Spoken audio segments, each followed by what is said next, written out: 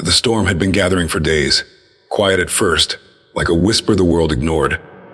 Thin gray threads wove themselves across the sky, stretching from horizon to horizon. To most people in the valley town of Darren's Rest, it was nothing unusual.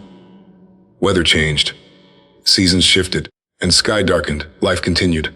But for Elias Mercer, the sky had never felt so heavy. He stood on the edge of the old wheat fields, hands buried in the pockets of his worn jacket, staring upward. The clouds churned like something alive, like something waiting. The air hummed faintly, a vibration that crawled across the skin and settled in the bones. No one else seemed to feel it. No one else seemed to notice. Only Elias and the sky. He walked back toward town as the wind picked up, sending dust swirling around his boots. Darren's Rest was small enough for the wind to carry voices across entire streets. And as he passed the marketplace, shop owners laughed and haggled like nothing was wrong. Children chased each other between stalls, their laughter bright and careless. Elias paused, watching them, wishing he could feel what they felt. But the weight above him pressed harder, and the faint hum grew louder, like an invisible choir holding a single endless note. Elias, a voice called. He turned to see Mara, the librarian, a slight woman with kind eyes that noticed too much. "You're pale," she said. As it happening again, Elias hesitated before nodding. Mara was one of the only people who believed him. She knew about the sky, knew how he could sense something before it came, every day, though neither of them could explain it. "Whatever this is," he murmured, "it's different. It feels aware." Mara's expression shifted. Concern, fear, but also a trust no one else offered him. "What do you think it wants?" she whispered. He looked upward. "I don't think it wants anything. Every day I think it's simply coming." That night, the first light descended. It wasn't lightning. It wasn't fire. It was a column, thin, pale. It's dropping from the clouds like a finger touching the earth. It struck the far hillside, illuminating it with a cold glow. Every house in Darren's Rest flickered as power surged and died. People rushed out of their doors, shouting, pointing. Elias felt it like a blow to the chest. He staggered, gripping a railing, as the hum inside him roared like a storm trapped in a bell. Mara found him moments later, breathless. "Did you?" "Yes," he gasped. "It's only the beginning." The column faded, leaving a perfect circle of scorched earth behind. But the sky pulsed once, then twice like a heartbeat. Then more lights began to fall, one by one, precise, unstoppable. Across the hills, the forest, the empty plains, each one carving a mark onto the world. People screamed now. Some dropped to their knees praying. Others grabbed their families and fled toward the main road. But there was nowhere to go. The sky spanned everything.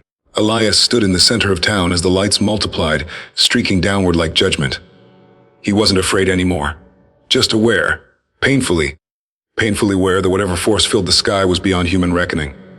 There was no bargaining, no resisting, no understanding, only enduring.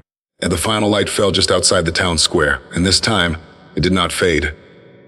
The glow remained, swirling like liquid air. Elias stepped toward it despite Mara's cries. Something in him recognized it, not as a friend or a foe, but as something ancient, familiar, inevitably connected to him, the way a wave is connected to the tide.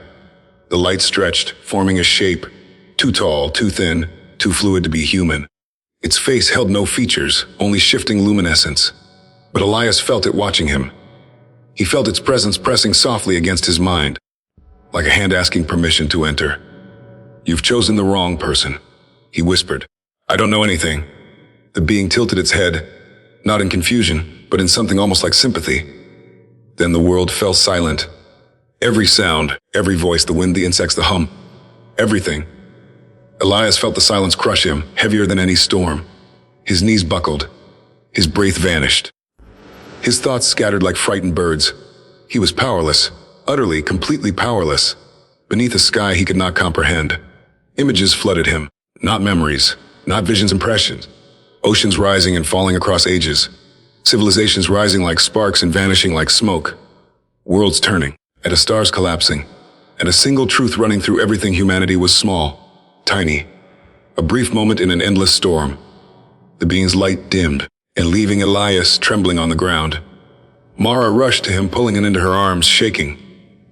"What did it do to you?" she choked out. Elias swallowed hard. He lifted his gaze to the sky. Now calm, the lights drifting upward like falling embers in reverse. It showed me. He whispered. How little we are. How much of the universe moves without us. How helpless we truly are beneath everything above. Is it going to destroy us? He shook his head slowly. No, it doesn't need to.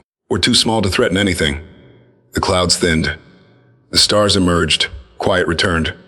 People crawled from hiding places. They stared at the circles of scorched earth, at the fading trails of light, at Elias, some with blame, some with awe, most with fear.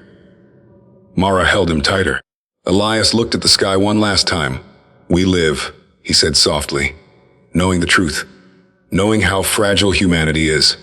Above them, the heavens shimmered, silent, unreachable, immeasurable, and for the first time in history, the people of Darren's Rest understood what it meant to stand powerless beneath the sky.